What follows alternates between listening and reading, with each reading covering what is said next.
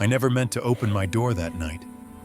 And if I'd known what waited in the snow, maybe I'd have bolted it shut. But the blizzard didn't care. And neither did the three figures collapsing on Cole Rourke's porch. One woman barely breathing, two children clinging to her like the cold was hunting them. He carried them inside, thinking he was saving strangers. By sunrise, he'd broken the law for them. By noon, 10 riders came with rifles and a judge's seal that claimed the children as property. And before the day was done, blood would stain the hayloft, some of it his, some of it theirs, and some of it not yet accounted for. Cole swore he'd stand between them and every man who followed. What he never confessed, until now, is that he wasn't sure the youngest girl was actually asleep when he made that promise. If you love Western tales, subscribe, watch till the end, and tell me the city you're watching from. The boy saw the light first. It was only a thin orange line under warped shutters, but to Eli Harper, it looked like God had left one star burning just for them. Snow burned his eyes. Wind slapped his face raw. His boots slid on packed drifts as he dragged his little sister up the rise toward the lonely cabin. "Mama," he whispered. "Almost there, Mama. Look." She didn't answer. Nora's fingers were still hooked in the back of his coat, stiff and half frozen. She stumbled once, twice, then didn't get up the third time. Her hand slipped from his collar.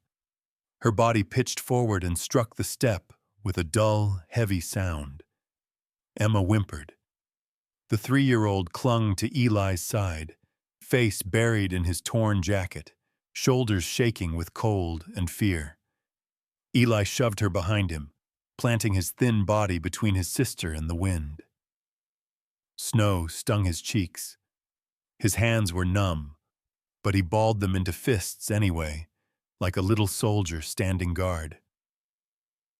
"Mama," he said again, louder. "Mama, get up."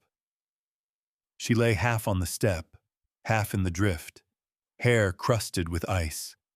Her lips were blue. Her eyes were closed. No answer. No movement. Only the wind and the long groan of the pines beyond the clearing. For a heartbeat, he just stood there, chest heaving, breath coming out in little bursts of steam. Then he lifted his chin and looked at the door. Plain boards, iron latch, snow crusted along the bottom. No wreath, no lantern, just that tired line of light where the wood had shrunk in the cold. Somewhere in the back of his mind, a crooked thought floated up. Christmas Eve, and we're begging a stranger. He raised his fist and pounded. Inside, Cole Rourke was trying to pretend the fire was enough company. He sat in the single chair by the stove, Bible open on his knee, eyes stuck on the same verse he'd read 10 times. "Fear not," it said, "for behold, I bring you good tidings of great joy." The words sounded like they belonged to somebody else's life. The wind worried at the walls. The stove ticked and sighed. Somewhere out in the dark, a coyote yipped, thin and lonely. "Joy," he muttered. "Sure." The knock came again, faint but sharp, like bones against wood. Cole's head snapped up. Nobody knocked this far out. Not in a storm like this. Not anymore. He held still a moment, listening. Maybe he'd imagined it. Maybe the wind. Another knock. Weaker. I remember thinking, leave it. Ain't your trouble. His hand went to the rifle by reflex. Old habit. Old ghosts. He let it rest there, fingers curving around the worn stock, and crossed the room in 3 long strides. The cold slid under the door, biting at his ankles. He set his jaw, lifted the latch, and pulled. The wind shoved the door inward like it had been waiting. Snow blew straight into his face, sharp and blinding. In the middle of it stood a boy no higher than his belt, arms spread just enough to put his small body in front of the girl clinging to his side. Her lips shook. Her eyes were too big in her pinched little face. At their feet, crumpled on the step, lay a woman. For a second his mind went somewhere it hadn't been in 8 years. Another winter, another woman lying too still, a fever he couldn't shoot, a grave on the hill, a stone with a name he still couldn't say out loud. The boy flinched when the door opened, shoulders squaring like he expected a boot instead of a hand. "Sir," he said, voice ragged, "Mama won't wake up." Cole's throat tightened. He stared at the boy, at the girl, at the limp hand half buried in the snow. The storm clawed at his back, throwing ice in all their faces. The Bible sat open on the chair behind him, words about a child born into the cold and laid where no child should have been laid. "Please," the boy whispered. "She's still breathing, I think." Cole stepped forward before he'd finished thinking. His boots sank to the ankle. He crouched, touched the woman's cheek with the back of his hand. Ice. He slid his fingers to her throat. Faint pulse, slow and far away, but there. "Get inside," he said. His voice came out rougher than he meant. "Both of you. Come inside, before the cold takes you." The girl jerked at the sound, clinging harder to her brother. The boy didn't move. "We don't take charity," he said, like he'd learned the words by heart. Cole looked him over.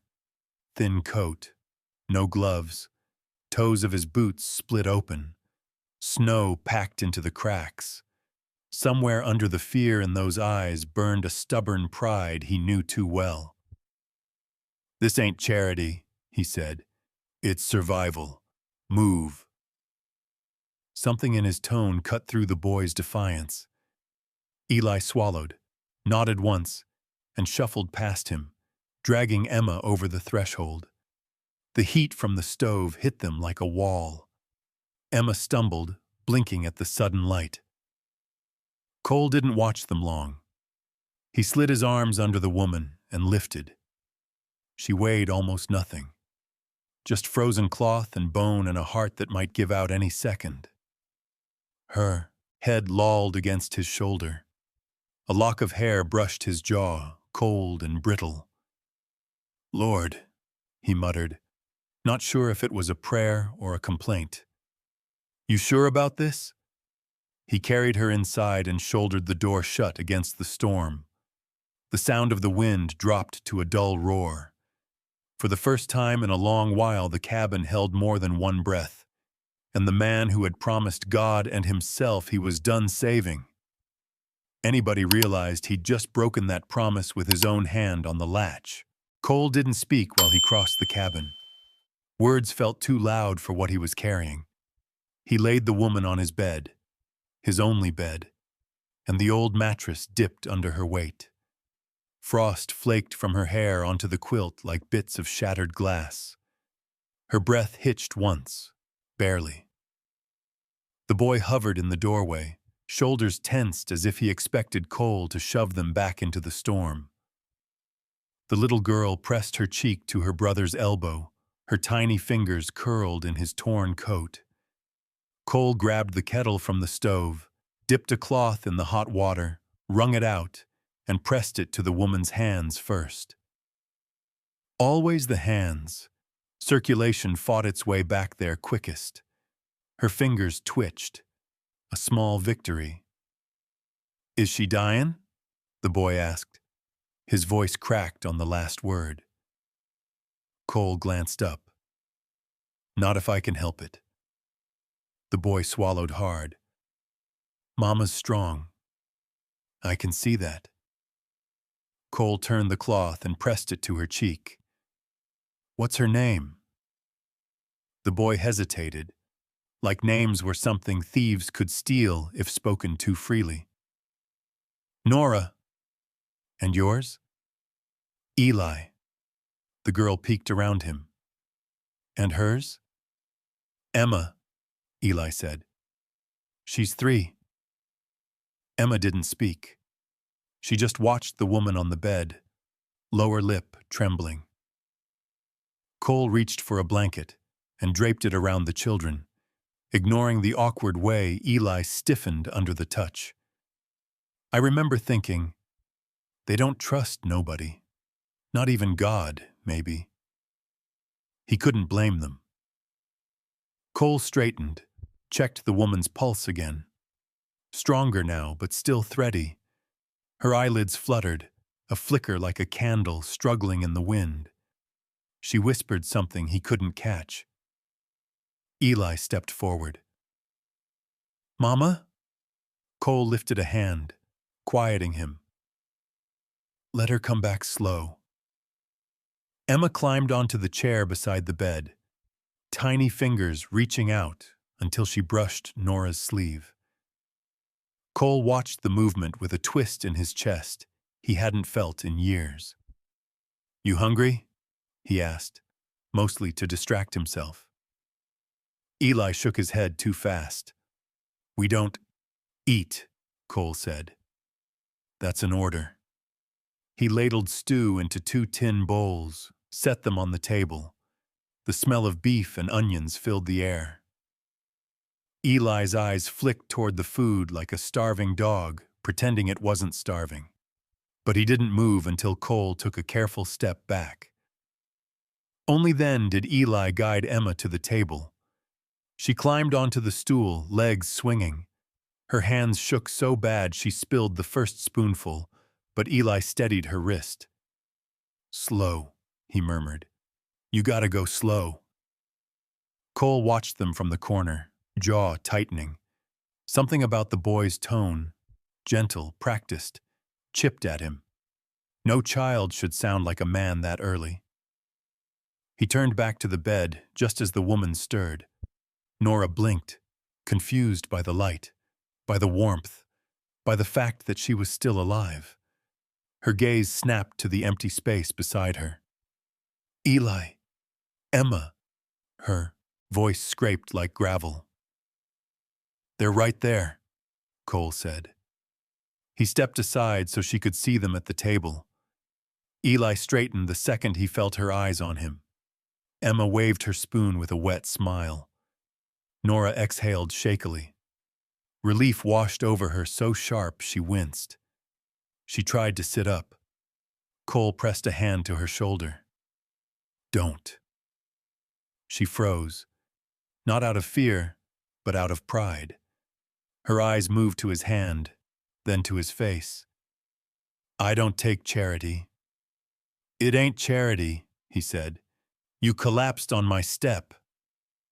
I can work, she said, breath unsteady. Sewing, cleaning, chopping wood? No. His voice was firm, not unkind. You ain't choppin' wood. A faint, humorless smile tugged at her lips. Didn't think so. She swallowed. At least let me earn whatever food you give the children. I won't owe. Cole's jaw worked. The woman was shaking from exhaustion and still fighting for dignity like it was the last dry match in a snowstorm. You don't owe me, he said quietly. Not a damn thing. Her eyes softened a fraction. We all owe someone, she murmured. He didn't answer. Couldn't. Behind them, Eli suddenly coughed on a mouthful of stew. Emma reached up and patted his back like she was the older one.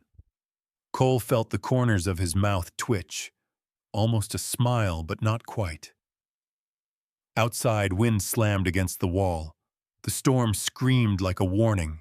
Snow hissed against the shutters, And just then, through that howl, Nora whispered a name she shouldn't have remembered in her state, one that made Cole's blood run cold. A name tied to trouble, a name that didn't belong anywhere near his cabin. But she said it anyway, soft as a confession. Kincaid. He'll come. Nora tried again to push herself upright, fingers clawing at the quilt, as if strength could be forced into limbs simply by wanting it more. The effort tore a thin sound from her throat. Cole caught her before she tipped forward. "Easy," he said. "You ain't steady." "I have to stand," she muttered. "I have to." Her breath faltered, the room tilting. Eli was already off the stool, rushing to her side, Emma's little hands gripping the edge of the table as she watched with wide, frightened eyes. "Mama," Eli said, voice rough. "Stop, please." Nora pressed her palm to his cheek, trying for calm. "I'm fine, sweetheart." She wasn't. Cole could see the tremor running through her left arm, the way she tightened her jaw just to keep her teeth from chattering. Cold had settled deep. Too deep. He'd seen folks survive a night like that only to die by morning, when the body rebelled. "You ain't movin'," Cole said. Nora shot him a look that would have cowed a man less stubborn. "I don't lie in another man's bed. Not when I can stand." "You can't," he replied. "That's the point." She hated that answer. He watched it hit her pride like a blow. She tried to swing her legs off the bed anyway, muscles quivering, breath sharp. Cole braced her with one arm and set her back. "I said no." For a moment her eyes glistened, not with tears but with fury at her own weakness. She dragged a hand across her mouth, drawing a shaky breath. "Then I work," she rasped. "I sew, patch things, mend what needs mending. I earn our keep." "We'll talk when you can sit without fallin'," Cole said. "I'm not asking your permission." "You ain't in shape to argue," he said, tired but steady. Eli stepped between them as if sensing a storm brewing. "Mama doesn't need help," he insisted, chest puffed, small fists balled. "She can do everything." Cole crouched to eye level with him. "She can't if she freezes to death. That's the truth, son." Eli's jaw tightened, too much like a grown man's. "Don't call me son. I ain't yours." Cole held his gaze. "Didn't say you were. Just said you're cold and scared. Ain't shame in that." The boy looked away first. A small defeat, but Cole didn't push it. He rose, crossed the room, and rummaged in a drawer until he found a tin of salve and a needle and thread kit he hadn't touched since before. He set them on the table. "You want to earn your keep?" he said, looking at Nora. "Start with this." Nora blinked, confused. He held up his coat, torn at the shoulder, soaked, stiff with ice. "Storm took it out there. You got the hands for mendin'. Not much else I trust you with right now." The challenge in his voice hit her pride squarely, but it also offered something she could accept. Dignity, not charity. She reached for the coat with both hands. Her fingers slipped on the wet leather. She steadied them, the tremor visible. She threaded the needle, breath uneven, shoulders tight. Emma climbed onto the bed beside her mother, leaning against her. Nora dropped a kiss onto the child's hair before setting the needle to work. Cole watched how she stitched. Small, tight, efficient, like someone who'd mended for survival, not beauty. "Good," he said.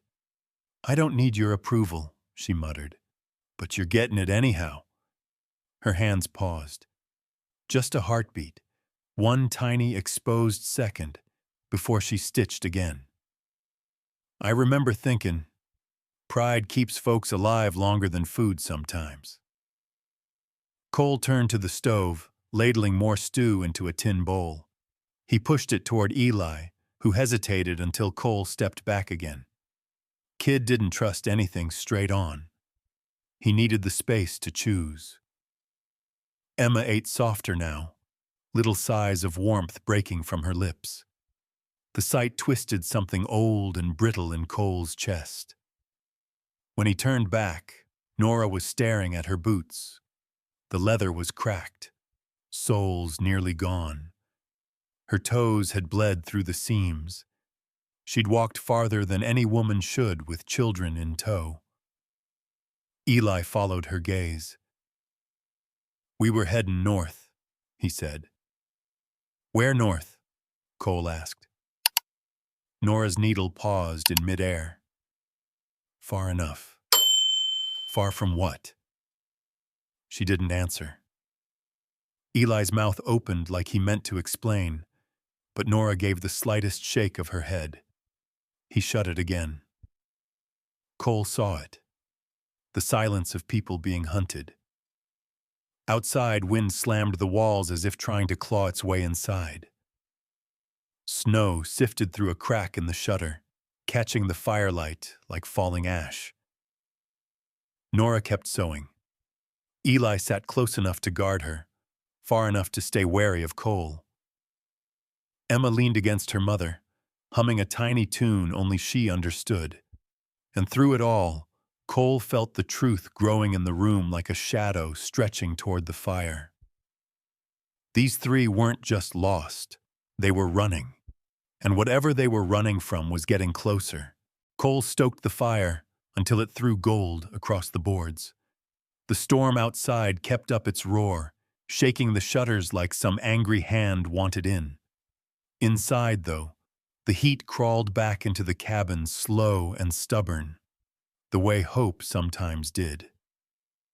Nora finished the last stitch on his coat and held it out.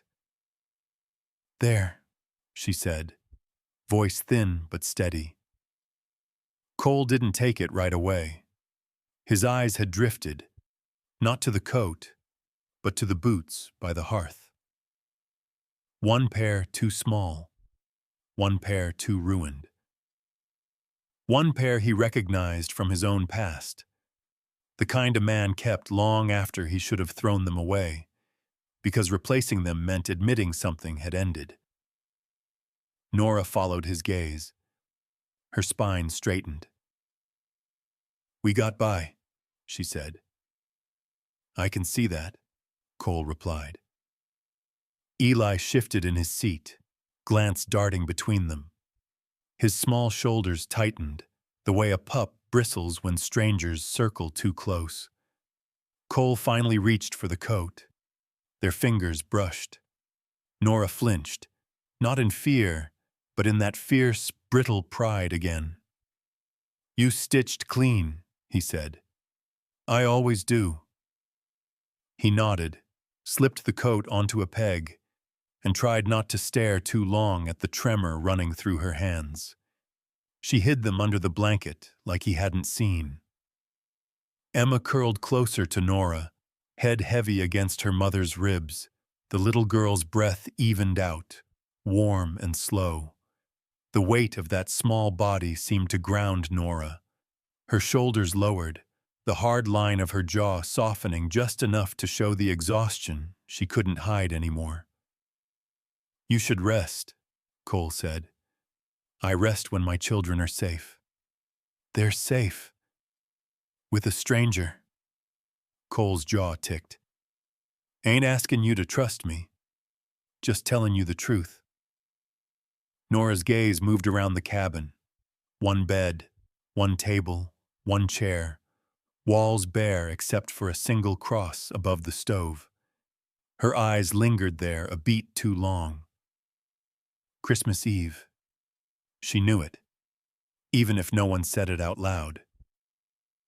"Man living alone like this," she murmured. That's a choice. He didn't answer. You lost someone. Cole stiffened. He didn't look up. You don't know me. I know the look, Nora said quietly. Someone leaves, and the house stops having corners. Everything becomes a wool. That hit too close, too exact. Cole's breath stalled. Nora didn't push it. She leaned back, gathering Emma in her arms. Her eyes were half-lidded, but sharp enough to watch him flinch. If we're trouble, she whispered, say the word, and we'll go the moment I can stand. Eli's head snapped toward her. No, Mama! Hush! Cole crossed the room in a few long strides, the floorboards groaning under his boots. He stopped at the door, fingers brushing the cold metal of the latch. A memory hit. Snow falling on a grave, his own breath clouding in the air as a preacher said words Cole couldn't hear over the sound of his own heart breaking. No one leaves, he said, voice low. Not in this storm, not till I say. Nora watched him closely. Why? He didn't look at her when he said it. Because I ain't burying nobody else this winter.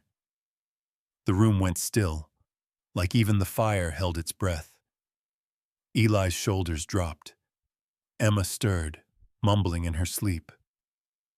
Nora closed her eyes for a beat, letting those words settle somewhere deep. Outside, a gust slammed the door so hard the latch rattled. Cole stepped toward the window, lifted the curtain just enough to peer out. Nothing but white. White and dark shapes he prayed were trees and not something else. Do you expect someone? Nora asked. I expect trouble, Cole said. Nora's eyes sharpened. Then we should keep moving when the weather breaks. You ain't moving. We can't stay here. You will. Nora swallowed. You helping us? It costs you something. What is it? Cole let the curtain fall. He didn't answer right away. His voice came out like gravel dragged across stone. Peace, he said. Costs me peace. Eli looked down at his hands.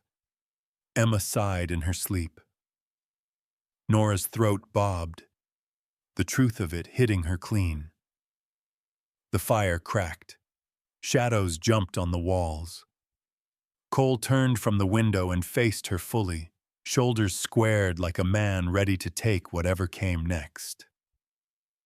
You three stay till you can walk out without dying, he said. After that, we'll see. It should have sounded like mercy. It landed like a vow. Nora held his gaze, weary but unbroken. Then we accept your roof, she said. For now. Cole nodded once, maybe to her, maybe to God, maybe to the ghosts that never left his doorway. Outside, the wind screamed again, louder than before, almost like a warning, and deep in Nora's eyes something flickered. Not fear, not yet, but recognition. As if the storm wasn't the only thing heading their way. By dawn, the storm had eased, but only enough to make the world dangerous in a different way. Snow lay deep and clean, untouched except for the narrow trench cut by last night's wind. Cole stepped out to the porch, breath turning white in the brittle air. The sky was a pale, bruised blue, the kind that never promised a peaceful day. Behind him, the cabin murmured with quiet life. Emma's soft humming, the scrape of Nora shifting in the bed, the careful steps of Eli as he tried not to wake his mother. For half a second, Cole let himself feel the warmth of it, the odd fullness of a house no longer hollow. Then he saw it, a thin line of smoke rising from the tree line. Not his smoke, not the right color. Too dark, too deliberate, too still. Cole's jaw tightened. Smoke was a message out here, and this one wasn't for praying. He went back inside without wiping his boots. Nora sat halfway upright, one arm braced behind her, eyes sharper than they had any right to be after a night like hers. "You saw something," she said. Not a question. Instead of answering, Cole hung his coat, the one she'd mended, on the chair. He reached for his rifle by the door. Eli froze mid-step. "What's out there?" the boy asked. Cole loaded a round with slow, practiced movements. "Trouble." Nora's fingers gripped the blanket. "Is it—" "Could be hunters," Cole cut in. "Could be trappers." Her eyes told him she didn't believe it. Neither did he. Emma padded across the floor, dragging her rag doll by one arm. She touched her mother's knee, sensing the tension. Nora smoothed the child's hair, but her gaze stayed locked on Cole. "Smoke don't rise from the north unless someone means it to," Cole said quietly. Eli moved closer to Nora, chin raised. "We'll leave." "No," Cole said. "You said we'd stay till—" "I know what I said." Eli swallowed, defiant. "We can walk. Mama can walk." "No," Nora breathed. Her hand shot out, gripping Eli's sleeve. "Not yet." Cole didn't miss the way she said it, not in fear of the storm, but in fear of the men behind that smoke. "Tell me," he said. Nora's eyes drifted to the window, where the pale light washed over the snow like a shroud. "If that's Kincaid's men, they'll search every cabin, every barn, every ditch between here and the border." Cole felt something cold coil under his ribs. "And if it is them, they know what they're looking for." She nodded once. Barely. Cole dragged a hand through his hair. "They close?" "They don't ride fast," Nora said. "They don't have to. They just follow what they own." "Own," Cole repeated, the word sour on his tongue. "That's what he thinks we are." Emma pressed her face into Nora's arm. Nora stiffened, then held the child tight, jaw set like she wanted to bite through fate itself. Cole set the rifle against the wall and crouched in front of Eli. "Listen to me, kid." Eli flinched at the word kid, but didn't back away. "If someone comes riding up this way, you don't open that door. You don't speak. You don't move unless your mama moves first. Understand?" Eli nodded. "Say it." "I understand." Cole studied him. The boy's eyes were too old, too aware. Kids shouldn't look like that. Kids should think the world was big and safe, not small and closing in. He rose and checked the windows, one by one, careful not to disturb the frost that kept the light from spilling out. Nora watched him with a strange mix of gratitude and dread. "You don't have to get involved." "I am involved," Cole said. "Opened the door, didn't I?" Nora closed her eyes for a heartbeat. "We didn't mean to bring danger here." "Didn't say you meant to." "Then why help?" Cole paused, hand on the windowsill. Snow outside glowed like cold fire.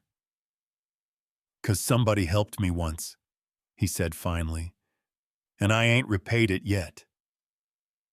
A breath shuddered in Nora's chest. "Who?" He looked at her, and for the first time since they'd come, Something unguarded broke through the steel in his face. "My wife," he said softly. "God rest her." The room went still. Even the fire seemed to hush.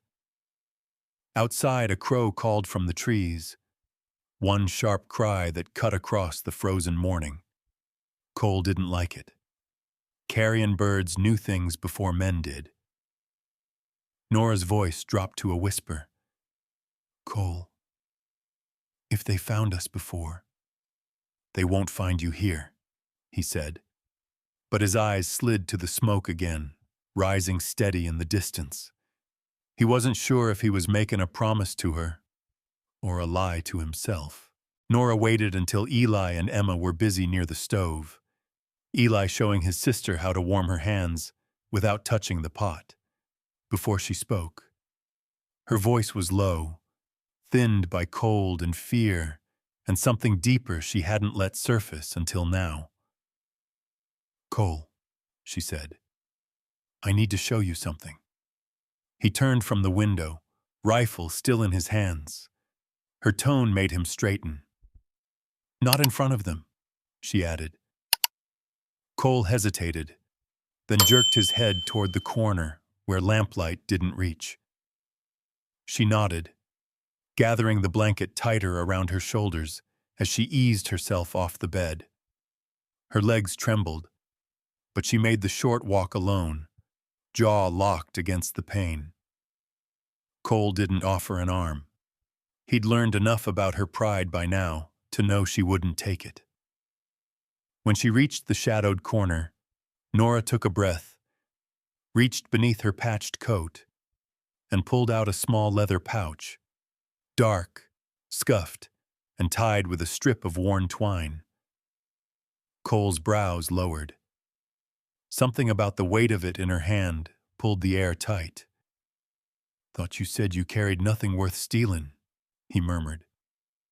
"This isn't worth stealing," Nora said. "It's worth killing for." She placed the pouch on the table. Even that soft thud sounded heavy. Cole didn't open it. Not yet. "Talk," he said. Nora glanced toward Eli and Emma. Eli met her eyes, sensing something was wrong. She gave him a small nod. "Stay calm. Stay still." He obeyed, though worry creased the boy's brow. Nora untied the twine with stiff fingers. Inside were folded papers, some stained, some ripped at the edges, but all bearing seals and signatures too fancy for folk like her.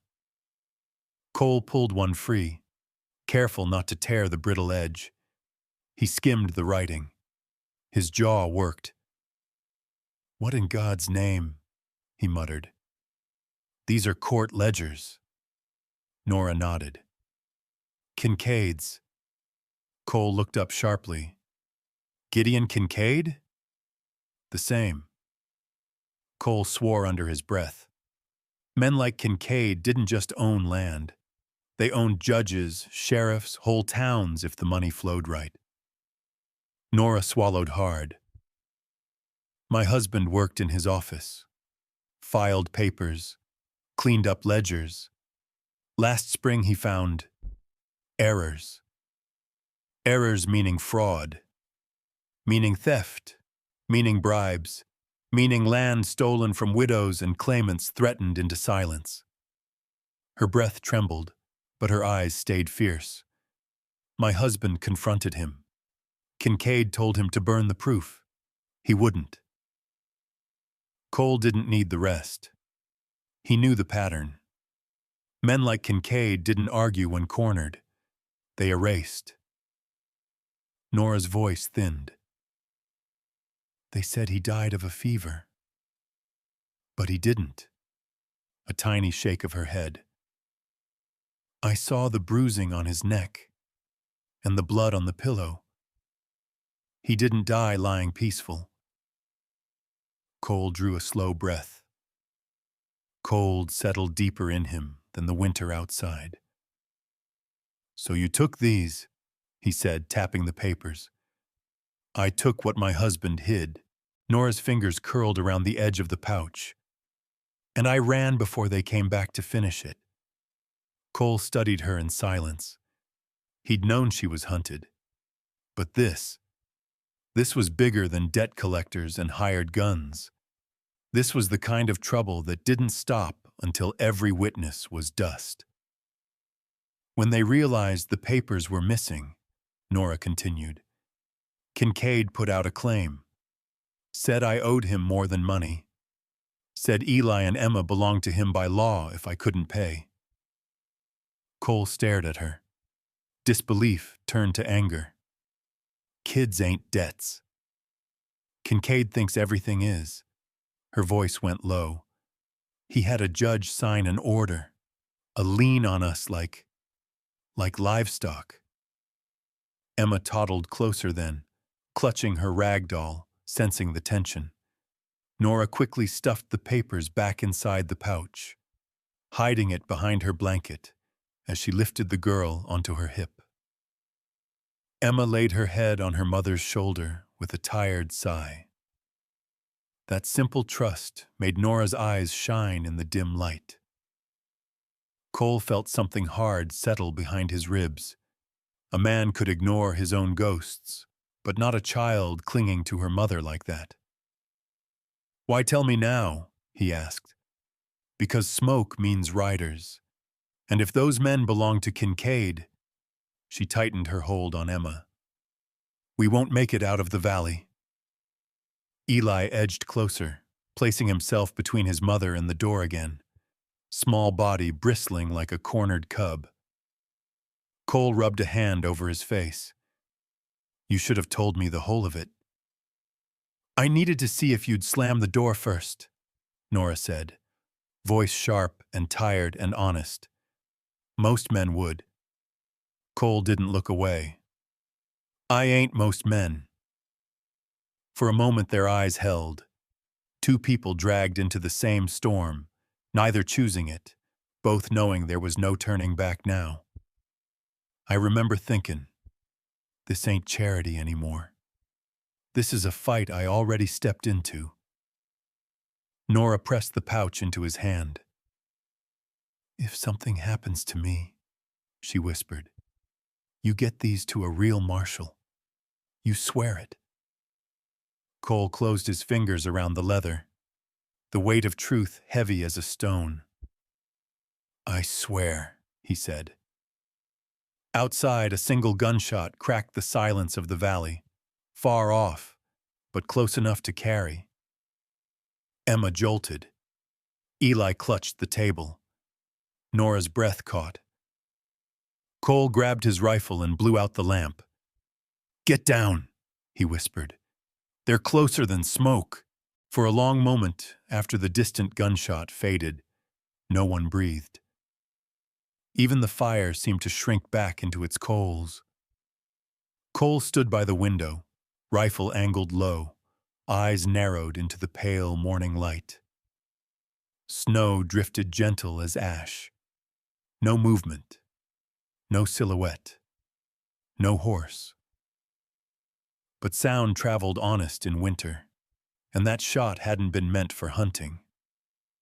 He lowered the curtain, turned toward the three souls huddled near the bed. We're done hoping this blows over, he said quietly. From now on, we prepare. Eli stepped forward before Nora could speak. Prepare how? Cole looked at the boy, not dismissing him, not softening. By staying alive. Nora shifted Emma onto her lap, her breath unsteady. Tell us what you need. Cole crossed the room to a ragged rug beneath the table. He hooked his fingers under the edge and yanked it aside, revealing a square cut into the floorboards. The hinges were old but strong. He lifted the door, and cold, earthy air breathed out from below. Eli's eyes widened. A hole? A root cellar, Cole said. And from now on, it's your safe place. Emma peered into the darkness. It's dark, she whispered. That's the point, sweetheart, Cole murmured, surprising himself with the gentleness in his tone. Dark keeps you hid. Nora braced a hand on the table and pushed herself to standing. Her legs trembled but held. How deep does it go? Cole lit a stub of a candle and held it over the opening. The flame wavered, showing the first 8 feet of packed earth walls. It's small but warm enough. You'll take the kids down there when I say. Not before, not after. Nora nodded, jaw tight. What about you? I'll be where the fight is, he said. Her lips parted as if she wanted to argue, but no words came. Cole descended first, boots thudding softly on the dirt floor. The light flickered over crates, old jars, a coil of rope, and a narrow tunnel disappearing under the foundation toward the tree line. Nora blinked. That wasn't in the map of your house I pictured? Didn't build it for guests, Cole answered, voice echoing faintly. Built it when the war ended. Took me too long to learn peace don't last.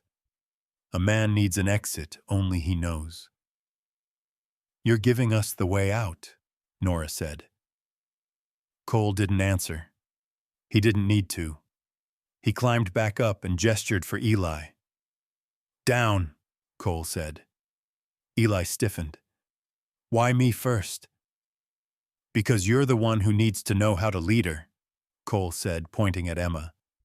If your mama's hurt or busy, you get her down there fast and quiet. That's your job. He expected Eli to argue.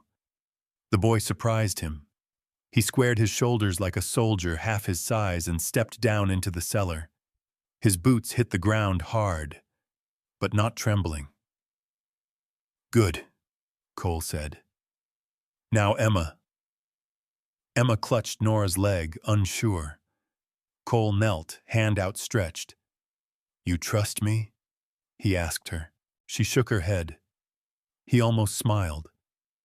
Honest kid. He lifted her anyway, careful with her small weight. She clung like a little bird, fingers tight on his collar. He lowered her to Eli, who caught her with both arms like he'd done it 100 times.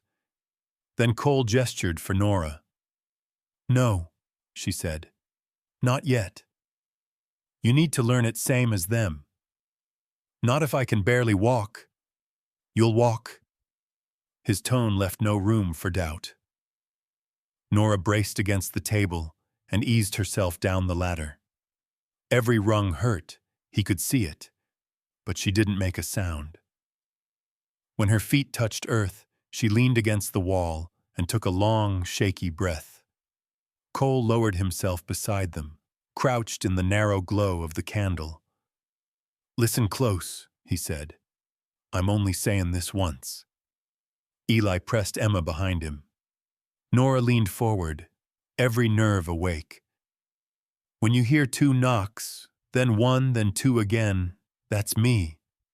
No one else knows that pattern. You open. If you hear anything else, anything, you stay put. Don't speak. Don't climb up. Don't even breathe loud. Eli nodded. 212. Got it. Nora whispered, What if they find the hatch? They won't, Cole said. And if they do, I'll be between it and them. Nora's jaw tightened, that pride flaring again. You don't owe us that. Cole looked at her, the candle catching the worn hollows beneath her eyes. Ain't about owing. Eli watched them both, silent, listening with the intensity of someone forced to grow too soon. Cole rose and climbed back up. When he reached the floor of the cabin, he glanced down once more. You come up when I tell you, he said. Not before. He shut the hatch gently, laid the rug back in place, then stood in the quiet with only the fire for company. But he didn't feel alone. not in the same way as before. A knock sounded on the door. One single sharp rap. Not two. Not one. Not two again. Just once. Cole reached for his rifle. The storm had brought them strangers. Now something else was bringing the men who followed. The knock never came again. But the silence that followed wasn't peace. It was the breath a man takes before he fires. Cole stood still long enough to feel the house settle around him. Wood shrinking in the cold, fire ticking, one loose shingle tapping the roof. Then a sound broke through the quiet, a distant crunch of snow. Hoofbeats, slow, deliberate, counting the distance. He moved to the window and lifted the curtain just enough to see the far ridge. One rider. No, two. Riding wide, circling like wolves that already smelled blood. Cole lowered the curtain. His voice stayed low. Down. Now. The hatch opened, and Nora guided Eli and Emma into the dark. Their faces vanished beneath the floorboards just as the first bullet tore through the kitchen wall. Wood split clean, scattering splinters across the stove. Cole dropped instinctively, rolling behind the heavy table. Another shot punched through the window frame, glass spitting inward. A third shot came, aimed high. Testing, marking. They weren't shooting to kill yet. They were mapping the house. Cole breathed once, slow. Lord, give me aim. Then he slid toward the front window, lifted the rifle, and waited for the fourth shot. When it came, he fired back. One sharp crack that echoed across the snow. A shout from outside. Someone hit. Someone falling. He shifted position fast. Never fire twice from the same place. Old lesson. Hard-earned. A bullet slammed into the door, tearing through the plank a foot from his shoulder. He braced the rifle and fired again, driving the second rider behind a tree. Show yourself, Cole muttered. I ain't got all day. But the rider didn't charge, didn't retreat. He barked orders instead, short, clipped, confident. Cole couldn't hear the words, but he heard the tone. The man was used to being obeyed. Cole ducked low, crawled along the wall to the back window, and stole a quick look. One horse lay thrashing in the snow, its rider down beside it, clutching a bleeding leg. The second rider was pinned behind a pine, trying to load without losing fingers to the cold. Cole took the moment. One steady breath. He sighted down the barrel. The second rider saw him and bolted for the ridge. Cole fired once, missed by inches. Snow erupted behind the rider's boot. The man didn't look back. Cole stayed kneeling until the hoofbeats faded. Only when the ridge swallowed them did he lower his rifle. He didn't relax, not even an inch. Down below, the hatch creaked. Eli's small voice drifted up, thin and tight. Mr. Cole? Are they gone? Cole didn't answer immediately. He wiped the frost from the window with the back of his hand. No movement. No horses. No silhouettes. For now, he said. He lifted the hatch. Eli scrambled out first, Emma clutching the back of his shirt. Nora followed, bracing on the edge with one hand. The other pressed to her ribs where she'd been holding her breath too long. Anyone hurt? She asked. Not here, Cole said. She scanned his coat, searching for blood he wasn't showing. Her gaze stopped at the fresh bullet hole in the door. You said we had time. I said we prepare. His voice wasn't hard, just final. But they're done knockin' polite. Nora's throat tightened. They'll come back. Ain't a question. Cole walked to the fallen bullet still hot in the wood and plucked it free with his glove. Next time they'll bring more. Eli stepped closer, eyes bright with fear he didn't want to show. What do we do now? Cole looked down at the boy. The stiff jaw, the tiny fists, the way he planted his feet like someone twice his size. Snow powdered the boy's hair, making him look like a child carved out of winter. You do what I say, Cole replied. And you stay close to your mama. Nora lifted Emma, holding her tight against her shoulder. What about you? Cole chambered around, set the rifle by the door, and blew out a long breath. This was just the first knock, he said. Next one'll be louder. He didn't add what he knew in his bones. This wasn't about decency anymore. This was war. Night came down like a shutter, fast, heavy, without mercy. The storm eased, but the cold deepened, turning the world sharp enough to cut breath. Cole moved through the cabin with the steady rhythm of a man preparing for something he'd already lived once. He checked each window, each latch, each line of shadow where moonlight touched the floor. Nora watched him from the table, threading a needle with trembling fingers as she restitched Emma's torn mitten just to keep her hands from shaking. Eli sat by the fire, sharpening a stub of wood with the small knife Cole had given him. Not a weapon, just something to train his hands, something to make him feel bigger than fear. Cole stopped beside the window. Lights stay low, no shadows moving. Nora nodded. How long before they come? Before dawn, he said. Or sooner. The words had barely left his mouth when the horses arrived. No warning this time. No shouted claim. Just the sudden thunder of hooves pounding through snow, echoing off the valley walls. Cole seized his rifle. Down! Nora didn't hesitate. She swept Emma into her arms and grabbed Eli's wrist. The hatch opened with a soft groan, and she pushed them inside. A crash erupted at the back of the house, metal scraping wood, someone prying at the bedroom boards. Cole spun, firing through the wall. A muffled curse answered him. Boots scuffled. Someone fell back, regrouping. Then the front door shuddered. One kick, two.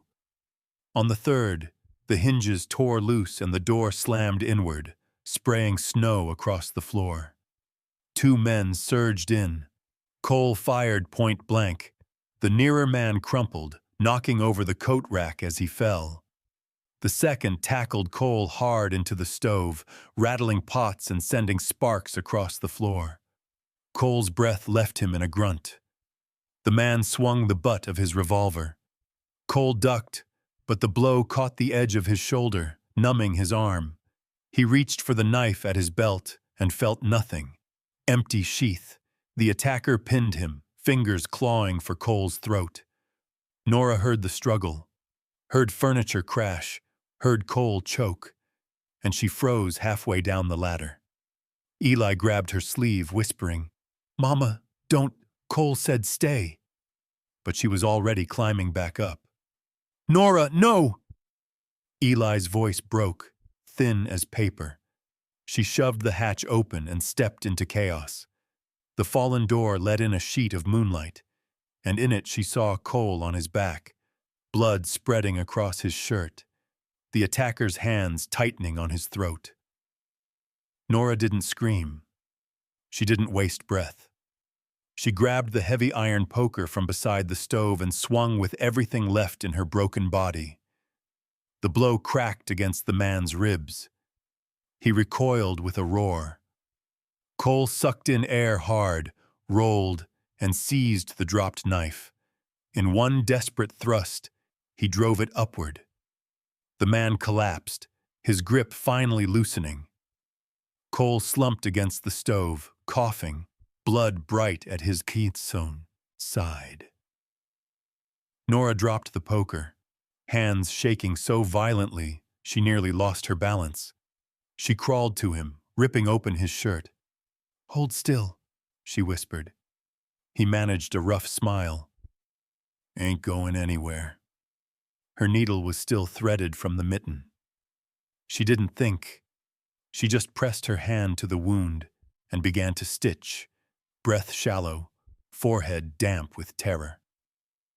From below, Emma cried, the soft cry of a child trying not to be heard. Eli called up, voice breaking. "Mama? Mama, please answer." Nora swallowed hard. "I'm here, sweetheart," she called softly. "Stay down. Stay with your sister." Cole's breath hitched when she pulled the thread tight. "You should have run," he rasped. "And leave you?" Her voice cracked, not with emotion, but with fury. "Not after what you've done for us." He let out a strangled laugh. "Told you. Wasn't charity." Another crash outside. Men shouting, horses shifting, a voice ordering them forward. Nora tied off the last stitch and pressed a rag to the wound. "Can you stand?" "For a minute," Cole said. "That's all we need." She helped him to his feet. He swayed, gripping her arm hard enough to bruise, but he stayed upright. Through the open doorway came the cold glint of weapons. More men gathering, more boots crunching on ice. "They're coming in again," Cole murmured. Nora reached for the fallen revolver. Her hand didn't shake this time. "Then we meet them standing," she said. And outside, under the pale winter moon, the second wave advanced, bringing the kind of trouble no prayer could hold back. But every soul inside that cabin whispered one anyway. "Lord, keep us breathing." Dawn didn't break gentle that morning. It crawled over the ridge slow and gray, like a wounded animal dragging itself toward the day. Cole stood by the shattered doorway, one hand braced on the frame, the other pressed to the stitches Nora had pulled through his skin hours before. He looked like a man held upright by will alone. Nora poured water over the bloody rag in the basin, jaw clenched as she wrung it out. She hadn't slept. Neither had he. Neither had the valley. Eli sat near the hearth with Emma on his lap, stroking her hair the way Nora did.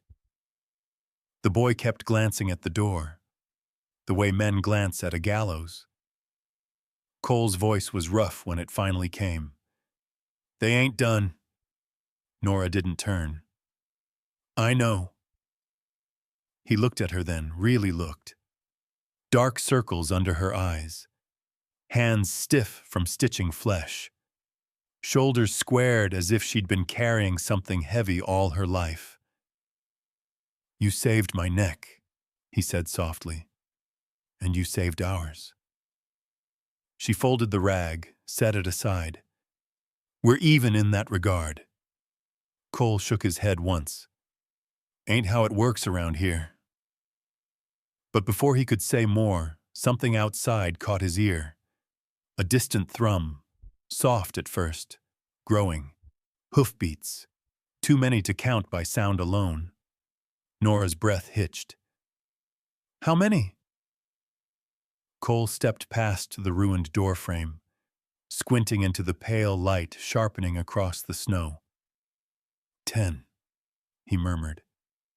"Maybe more." Eli held Emma tighter. "Mr. Cole, are they coming for us?" Cole didn't lie. He never had. "Yes, son, they are." He moved back inside fast. "Down, all of you." Nora herded the children toward the hatch. Eli climbed first, pulling Emma close. Nora crouched to follow but stopped when she saw the shadow on the snow outside. Longer now, thicker, branching into 10 separate figures. "Cole," she whispered. "I see him." The riders came into full view. Dark coats, polished saddles, rifles across their backs. And at the center rode Gideon Kincaid himself, his stallion black as coal, its breath rising in plumes like smoke from the mouth of hell. Kincaid reined in at the broken fence, surveying the damaged cabin with a faint, pleased smile, like a man arriving at a property he already believed belonged to him. "Mr. Rourke," he called, voice smooth as oiled parchment. "You've caused me a fair amount of trouble." Cole stepped outside slowly, rifle held low but ready. Wouldn't be the first time someone said that. Kincaid lifted a folded document between two gloved fingers. A red wax seal gleamed under the morning light. "This is a lawful lien," he said, "signed by a judge of this territory.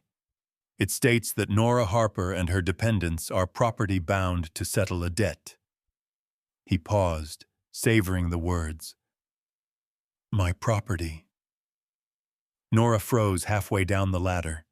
Even in the dimness of the cellar, the word property cut through her like a blade. Eli heard it too. His small hands balled into fists. Cole didn't look at the document. "Ain't no person property." "In my ledger," Kincaid replied, "they are. And that ledger's about as honest as a coyote in a chicken coop," Cole said. Kincaid chuckled, amused. "You know, I was told you were stubborn. I didn't realize you were also suicidal, harboring fugitives, obstructing a lawful claim, shooting my men." His smile sharpened. "That's a hanging offense in most counties." Cole took one step forward. "You want them, Gideon?" His voice dropped low. "You're gonna have to come through me." Kincaid's eyes glinted. "Gladly." He snapped his fingers.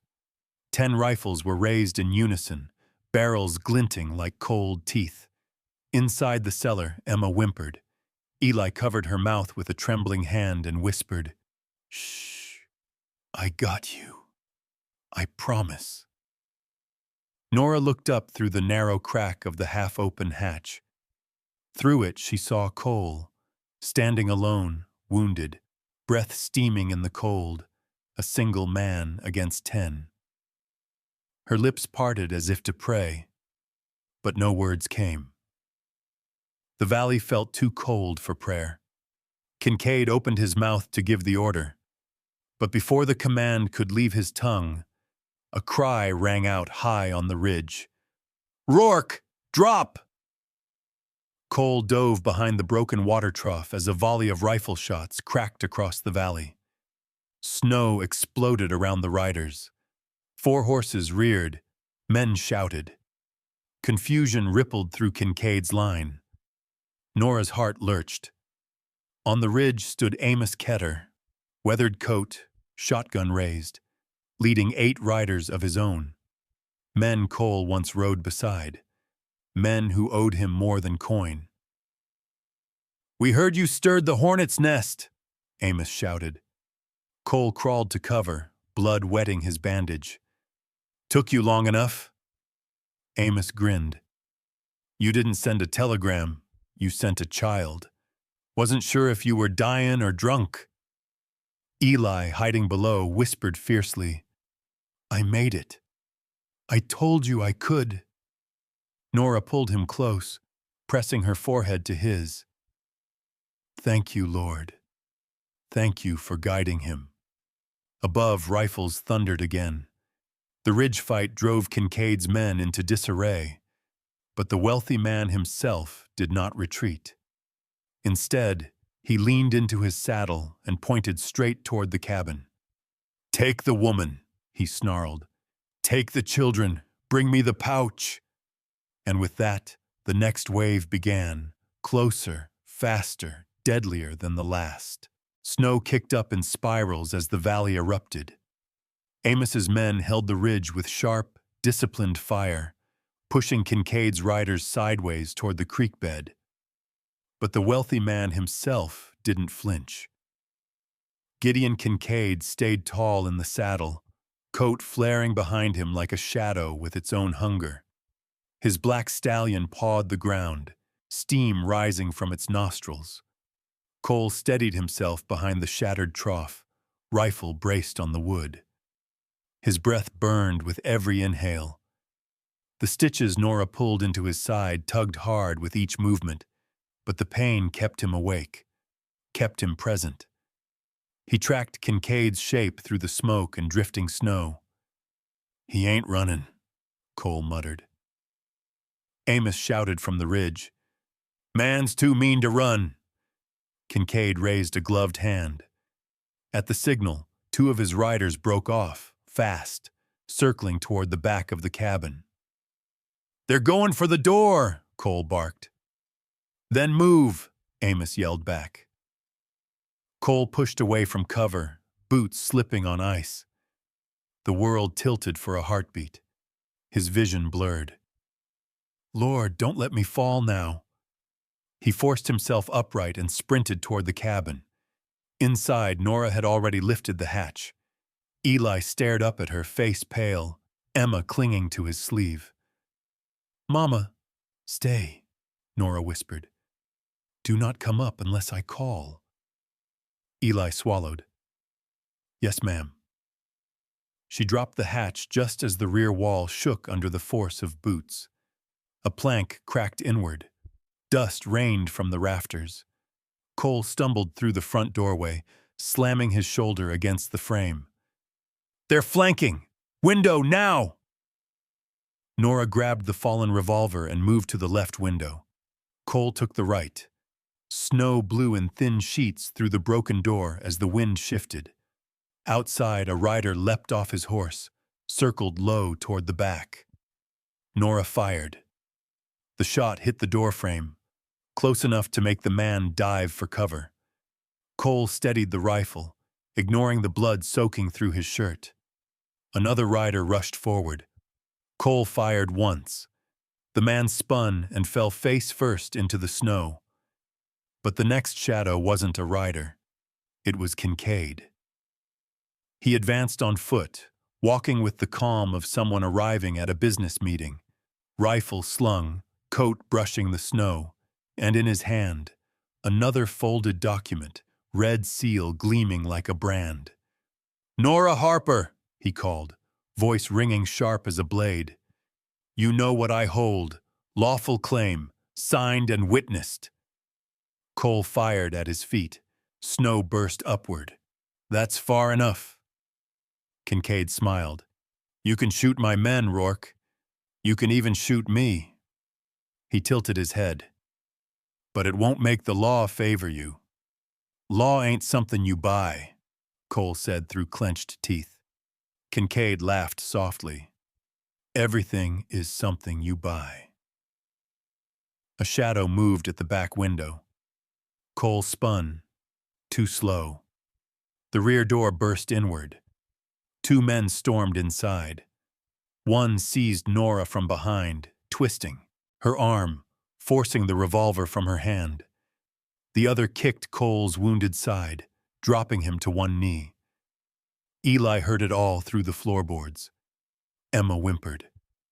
"Noitoi chomzoduk sutat." I was scared. He pressed a hand over his mouth until the cry died in his throat. Up above, Nora struggled, but the man locked her against his chest, gun to her temple. Kincaid stepped through the broken doorway as casually as a banker entering his office. "Good," he murmured. "Let's end this." Cole, gasping, tried to lift his rifle. A boot pinned his wrist. Kincaid crouched, holding the document in front of Cole's face. "You broke the law when you hid them. You broke the law when you fired on my men." His eyes glinted. "And you broke it again when you chose them over your own safety." Cole spat blood onto the snow. I'd do it twice. I'm counting on that. Kincaid stood, turning his attention to Nora. You have something of mine, he said. A pouch, with letters, numbers, signatures. Nora's chin rose a fraction. You murdered a man for those papers. Kincaid's smile was small. I tidy my affairs. He held out his hand. Give me the pouch, or your children fill his grave next. Cole tried to rise, choking on pain. Nora, don't. The gun at her temple pressed harder. Nora closed her eyes. Please, please don't hurt them. Oh, I won't, Kincaid said softly. But men who follow debts tend to be impatient. Snow hissed outside. Wind rattled the loose boards. The house seemed to hold its breath. Nora inhaled once, steadying her voice. It's not here. Kincaid's smile didn't falter. You lie poorly.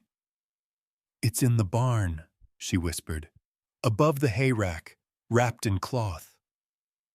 Cole stared at her, stunned. Nora, what are you doing? He saw the truth in her eyes before she blinked.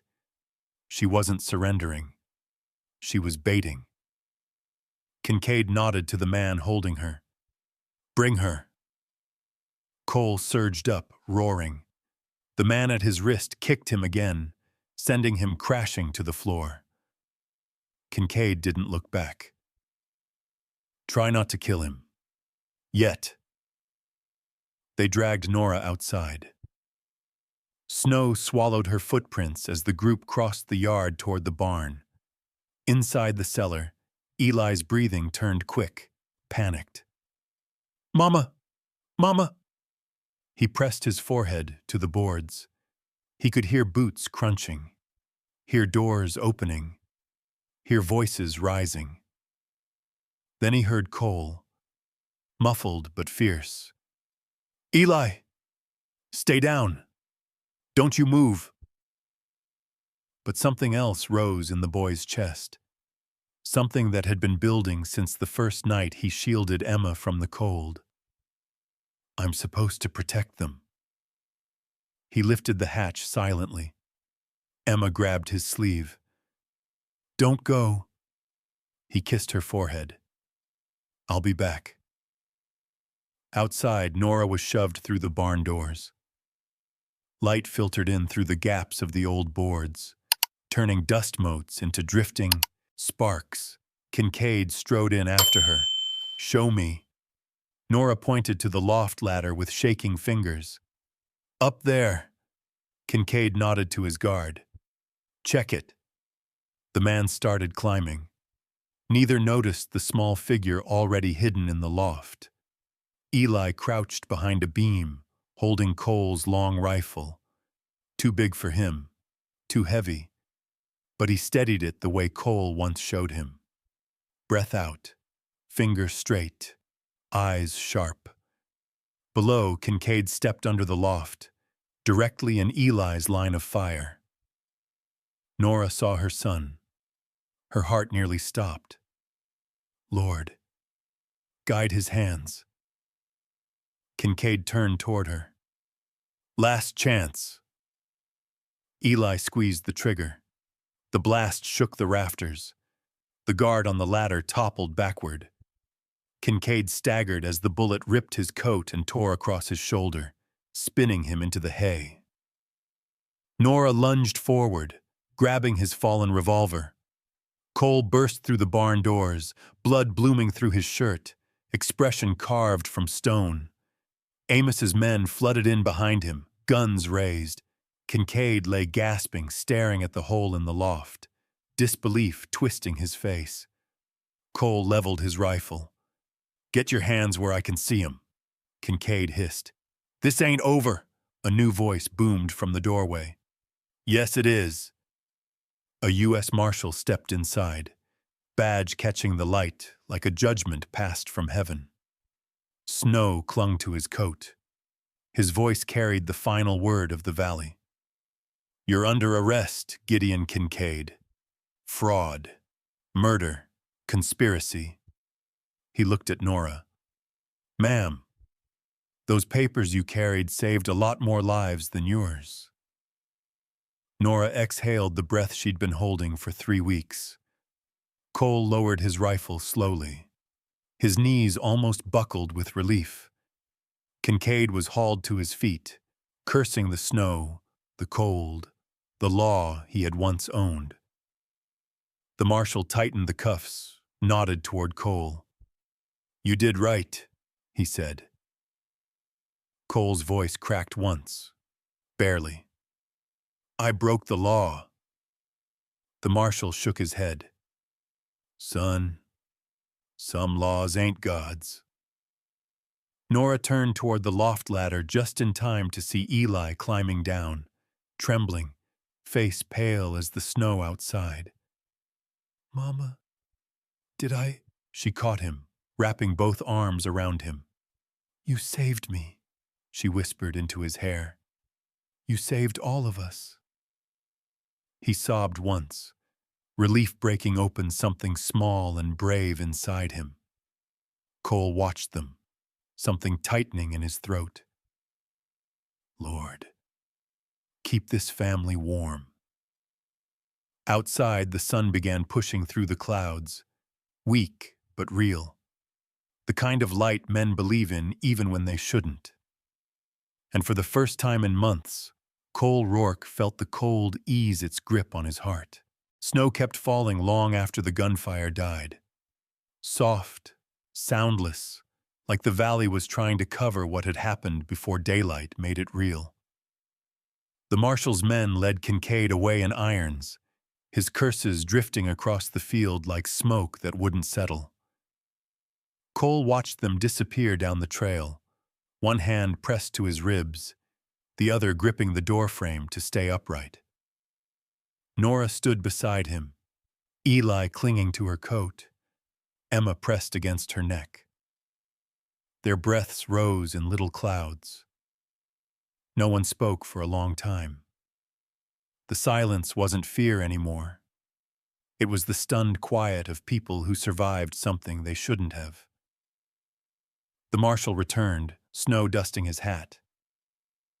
"Rourke, you'll need to ride to town soon.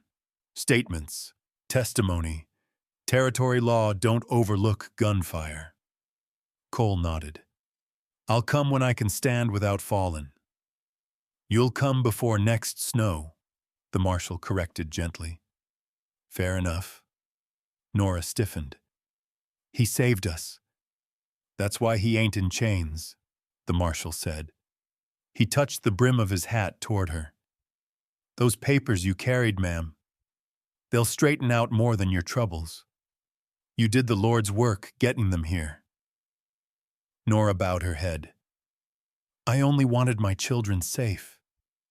"That's reason enough," the marshal said, then turned and rode out, leaving the 4 of them in a quiet so deep it felt holy. Cole exhaled hard. Inside. Cold's biting meaner every minute. They walked back to the cabin, slow, careful, like stepping into a life they weren't sure was still theirs. The door hung crooked, half shattered by boots and rifle stocks.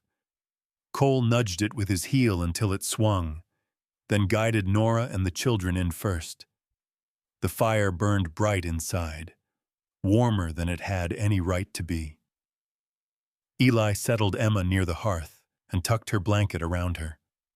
The little girl leaned into his shoulder, exhausted but safe. Cole sank into his chair, breath shaking. Nora knelt and peeled back the bandage at his side. Fresh blood welled. She didn't flinch. She reached for needle and thread with steady fingers. "You ought to rest," he murmured. "You ought to hold still," she shot back softly. Her hands worked quiet, precise. No trembling now. She stitched him as if sewing him back to life. Cole watched her face, the fierce concentration, the sorrow tucked deep, the strength rising through both. "You should have run when I told you," he said. "And leave you?" Her voice cracked once, then held. "No." Cole swallowed. "You're something, Nora Harper." She tied off the thread and pressed a clean cloth to the wound. "So are you, Cole Rourke." Across the room, Eli hovered, twisting his fingers.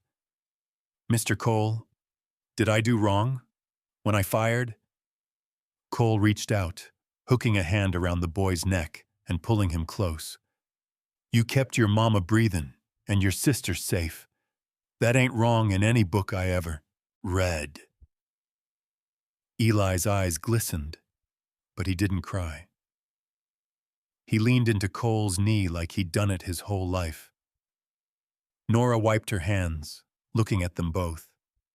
Something softened in her face, something she hadn't let show since the night she collapsed on his doorstep. Cole glanced toward the broken door. "Reckon opening that door brought a world of trouble." Nora stepped closer. "And reckon it saved us." He breathed out slow. "Yeah. Saved me too, maybe." She rested a hand on his shoulder. Light, certain. "We'll fix the door." "We?" he asked. "If you'll have us here, at least till the law finishes what it's supposed to." Cole looked at the two children curled near the fire, at Nora's tired eyes, at the warm light filling the room like a Christmas promise. "I'll have you," he said quietly. "Long as you choose to stay." Nora didn't answer with words. She sat beside him, close. Outside, snow kept falling. Inside, for the first time all winter, nobody felt cold. "Lord, keep us worthy of this door we choose to hold open."